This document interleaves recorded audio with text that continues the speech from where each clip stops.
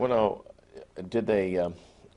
Did you come to learn how drugs actually come into the country? Yeah. I saw a news piece one time where a pilot who was in prison alleged that they actually landed on military bases with huge planes loaded with dope. This is how they all brought them in. The Norwegians, the Brits.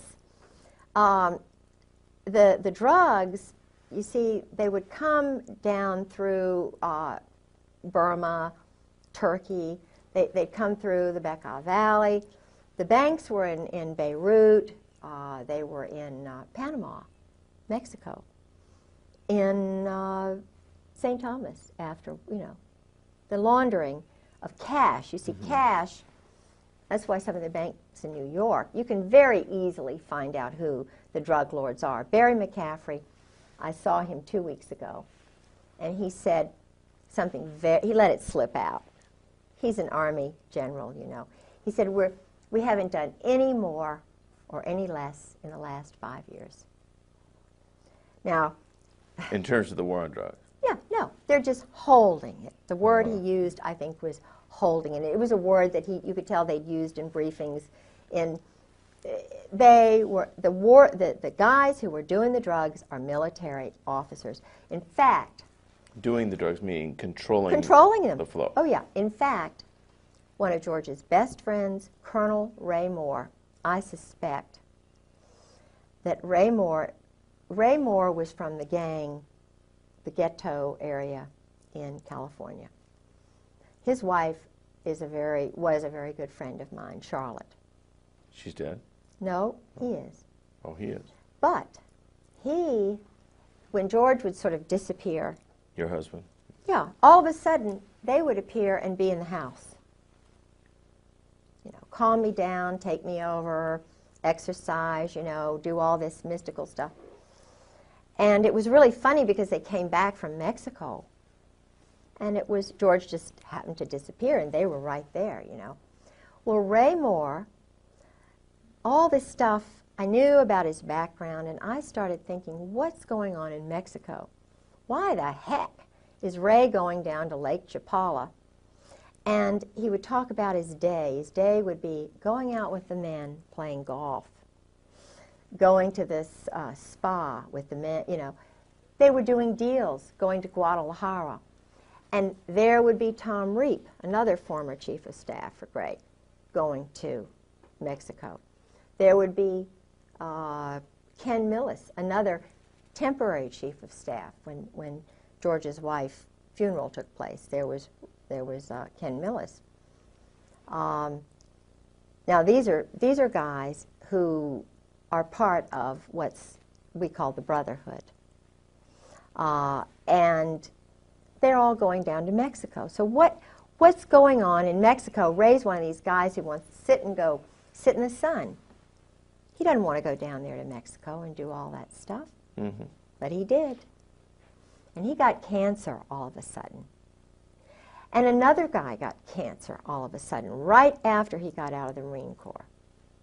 Now, not to diverge from what we're talking about right now, but did your husband ever tell you anything about any disease warfare, like giving people sicknesses Yeah, that's part of. He called it ABC, NBC. It was something like nuclear, biological, chemical. ABC, atomic, biological, chemical, they call it biologicals. And in fact, I'm not going to mention his name because this is a guy who's really a good guy who's scared. The word they use is shitless, excuse me, but that's the word. This guy is petrified. Because he's doing that work. The chemical and biological work. The Marine. You mean the laboratory work or the implementation? Dealing, subterfuge, deception in the Middle East. Okay, and they use he's a Marine Corps colonel. Disease-causing drugs? Absolutely. And then how do they administrate them? In missiles and I mean this is an elaborate big business. Like Peter Kawaja, Marine Corps guy, who's working in plain clothes at one of the plants in Florida. This is why George is in Florida. This is why they're all down in Florida, because all of this stuff is being... We manufactured the chemicals and biologicals that were in Iraq. Now, if you don't believe me, you don't believe Peter Kawaja, a Marine Corps colonel, he says they killed his wife, I believe him. He worked in one of these factories. It was supposedly a candy factory where they were manufacturing deadly, deadly killer things. The Marine Corps, Al Gray, Krulak, Carl Mundy, he's in the CFR. He was in Ken Millis's class, who was the chief of staff, the one who controlled me.